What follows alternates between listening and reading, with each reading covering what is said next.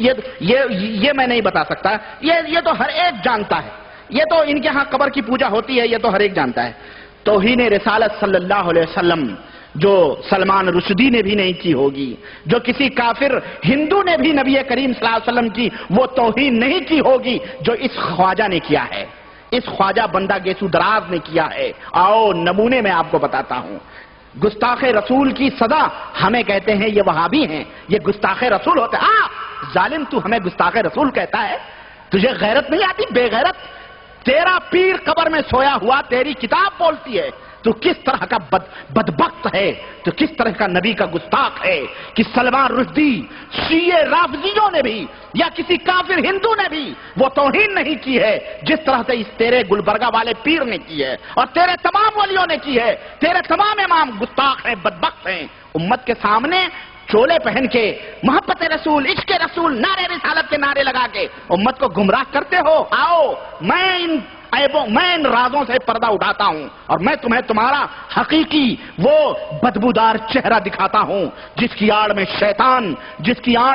شیطان بیٹھا ہوا ہے۔ تم کس طرح سے امت کو گمراہ کرتے ہو؟ دیکھو اس طرح سے لکھتا ہے، کہتا ہے کہ رسول اللہ صلی اللہ علیہ وسلم روز دوشنبہ 2 ذی الحجہ سن 802 ہجری کی مجلس کے اندر جوامع الکلم حصہ دوم صفحہ 132 کے اندر یہ خواجہ جس کا معنی میں نے بتایا ہے، خواجہ کے معنی ہجڑے ہی ہوتے ہیں، یہ خواجہ کہتا ہے کہ رسول اللہ صلی اللہ علیہ وسلم جب دلگیر ہوتے، یعنی جب رنج و علم آپ کو ستاتے تو سیدہ فاطمہ کی تالو سونگھا کرتے تھے۔ حضرت فاطمہ رضی اللہ عنہا کی کیا سونگھا کرتے تھے؟ تالو سونگھا کرتے تھے۔ پوچھا گیا کہ حضور ایسا کیوں کرتے ہیں؟ تو کہا شب معراج میں مجھے ایک سیب دیا گیا جسے میں نے کھایا تو مجھ میں فرحت اور خوشی بڑھ گئی اور قوت شہوانی زیادہ ہو گئی۔ قوت شہوانی یعنی مردانگی کی قوت، جمع کرنے کی، ہم بستری کرنے کی، ہاں یہ قوت سمجھ رہے ہیں نا، قوت شہوانی کیا ہوتی ہے، یہ زیادہ ہو گئی۔ خدیجہ رضی اللہ عنہا سے قربت کی، بس اسی رات فاطمہ کا حمل قرار پایا، اسی رات فاطمہ کا حمل قرار پایا، اور جب کبھی ان کی تالو سونگھتا ہوں تو مجھے اسی سیب کی بو آتی ہے جس سے میرا دل کشادہ ہو جاتا ہے، آپ دیکھیں ذرا، نمبر 1 بہشتی یعنی جنتی سیب کھانے سے قوت شہوانی کا بڑھ جانا، یہ نبی رحمت صلی اللہ علیہ وسلم کی توہین نہیں ہے؟ یہ گستاخی نہیں ہے نبی کریم صلی اللہ علیہ وسلم کی؟ اور ذرا اس خواجہ سے جو مر گیا ہے یا اس کے مریدین سے جو گلبرگہ یا دنیا کے اندر ہیں، اس سے کوئی پوچھے ظالم تو واقعہ تو سن لیا لیکن تم لوگ تو ہوتے ہو جاہل نرے، کیوں اگر تمہیں علم آ جائے تو تم وہابی ہو جاؤ؟ حقیقت ہے یہ، اگر ان جاہلوں کو علم آ جائے قرآن و سنت کا، یہ عالم ہو جائے تو یہ ہو جائیں گے، یہ وہابی ہو جائیں گے، یہ پھر لات مار دیں گے ان پیروں کو۔ اس جاہل سے کوئی پوچھے کہ حضور اکرم صلی اللہ علیہ وسلم کی معراج کب ہوئی تھی؟ بتاؤ ہم کو، آپ لوگوں میں کوئی جانتا ہے؟ نبی کریم صلی اللہ علیہ وسلم کی معراج کب ہوئی تھی؟ جی مکۃ المکرمہ میں ہوئی، لیکن کیا حالات تھے؟ ابو طالب کا انتقال ہو چکا تھا، مائی خدیجۃ الکبریٰ رضی اللہ تعالی عنہ وفات پا چکی تھی۔ وہ سال سیرت کی اور تاریخ کی روشنی میں وہ سال عام الحزن کا سال قرار پایا، یعنی وہ سال نبی کریم صلی اللہ علیہ وسلم کے حزن و ملال کا سال قرار پایا کہ پشت پہ جو ابو طالب چچا تھا بڈھا، جو قوم کے سامنے ایک دیوار تھا وہ بھی رخصت ہو گیا، اور گھر میں آ کر کے جو زخموں پہ پھائے رکھنے والی بیوی تھی خدیجۃ الکبریٰ وہ بھی دنیا سے رخصت ہو گئیں۔ اور فاطمہ رضی اللہ تعالی عنہ کا حمل کب قرار پایا؟ سوچیں آپ ذرا، اس خباثت دیکھیں اس مردود کی۔ خدیجۃ الکبریٰ کی وفات کے بعد نبی کریم صلی اللہ علیہ وسلم کی معراج ہوتی ہے۔ نبوت ہجرت کے 3 سال پہلے، ہجرت کے 3 سال پہلے نبی کریم صلی اللہ علیہ وسلم کی معراج ہوتی ہے، اور واقعہ یہ بیان کر رہا، معراج کرنے گیا، سیب کھایا تو شہوت بڑھی تو خدیجہ سے ہم بستری کی۔ کہاں خدیجہ تھی جو حضور ہم بستری کرتے؟ تاریخ کے اندر آتا ہے کہ باپ نبی کریم جب مکے کی گلیوں میں زخمی ہو جاتے اور زخم کھا کے بے ہوش ہو جاتے تو لوگ آ کے کہتے ننھی منی فاطمہ 5-4 سال کی تھی اس وقت، 4-5 سال کی تھی وہ، ان سے کہتا تیرا بابا سڑک کے اوپر پڑا بے ہوش پڑا ہے. وہ جاتی اور اپنے باپ کی زخموں سے دھول صاف کرتی, پانی سے اسے دھلتی اور کہتی اللہ میرے باپ کو لوگ اسی لیے مار رہے ہیں کہ میرا باپ یہ کہتا ہے کہ اللہ ایک ہے, اللہ کی صرف عبادت کرو اور کسی کی پوجا اور پرستش نہ کرو. اس وقت حضرت فاطمہ موجود تھی, حضور کی معراج ہوئی, حضرت فاطمہ موجود تھی. اور یہ مردود خواجہ کہتا ہے کہ جب معراج میں گئے, سیب کھائے, شہبت بڑی, تب خدیجہ سے صحبت ہوئی تو حمل ٹھہرا, تو آج جب میں فاطمہ کے تلوے چومتا ہوں, سونگھتا ہوں, تو مجھے وہ خدیجہ یاد آتی ہے. نعوذ باللہ.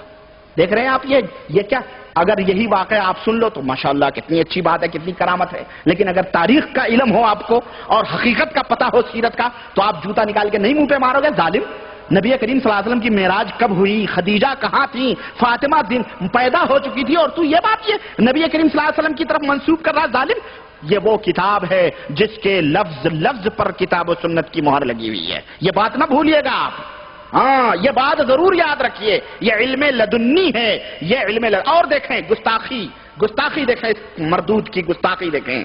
اعلان نبوت کے 5 سال پہلے ہی حضرت فاطمہ پیدا ہو چکی تھی. کتنے سال پہلے, یہ بھی یاد رکھو.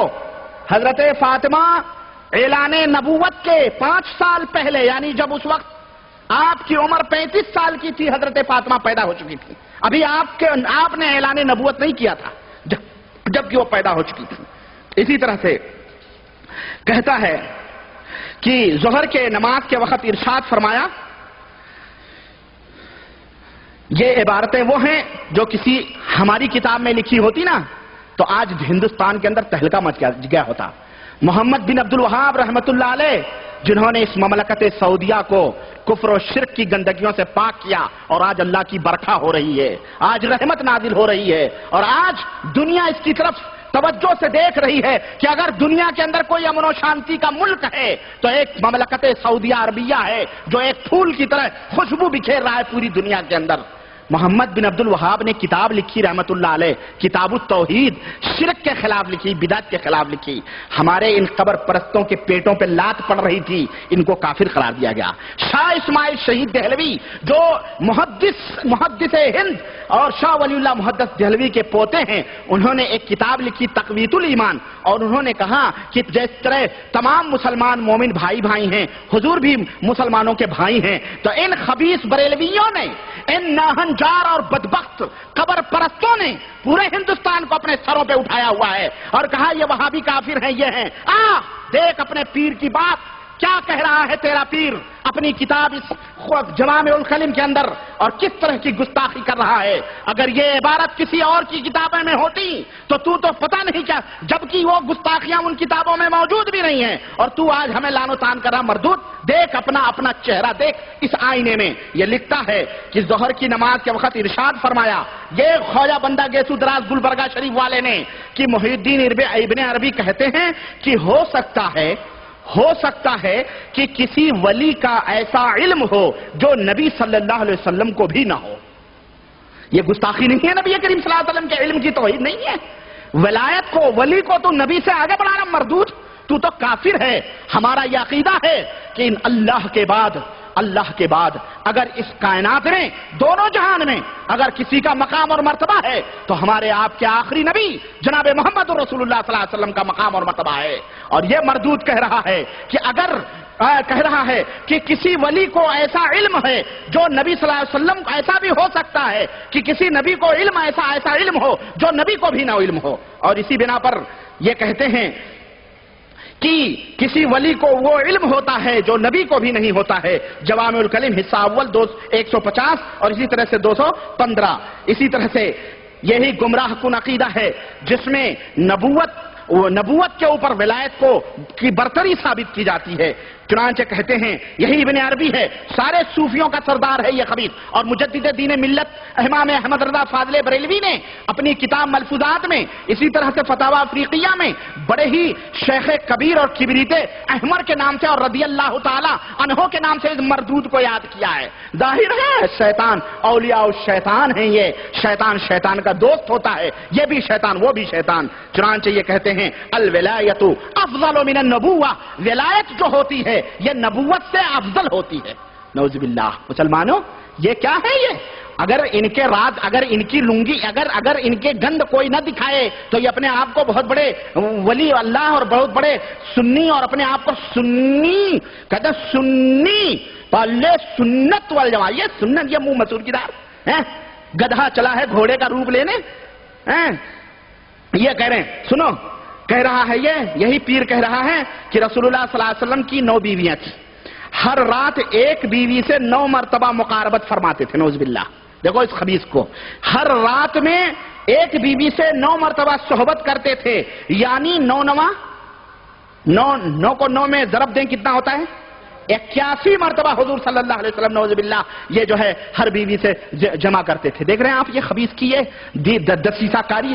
خواجہ بندہ کے سدراج جس کی قبر کو تم چاٹتے ہو، جس کی قبر کی دھول اور خاک چاٹتے ہو، یہ رافضی اور شیعہ تھا، یہ گستاخ رسول اور کافر تھا. اس کی کتاب کے حوالے سے میں یہ بات کر رہا ہوں. اگر یہ اس کی کتاب ہے جوامع الکلم، اور یقیناً ہے باقاعدہ حیدرآباد کے اندر، گلبرگہ کے اندر جب اس کتاب کے اوپر نقد چھپی تو پورے زلزلہ آ گیا، اور آج اس بیچارے کو جو خود جامعہ نظامیہ کا فارغ ہے اس کو کافر اور مرتد قرار دیا جاتا ہے. چنانچہ سنیں آپ، یہ بات نہ تو کسی روایت میں موجود ہے اور نہ ہی عقلاً یہ بات درست ہے. سمجھ میں آ رہی بات؟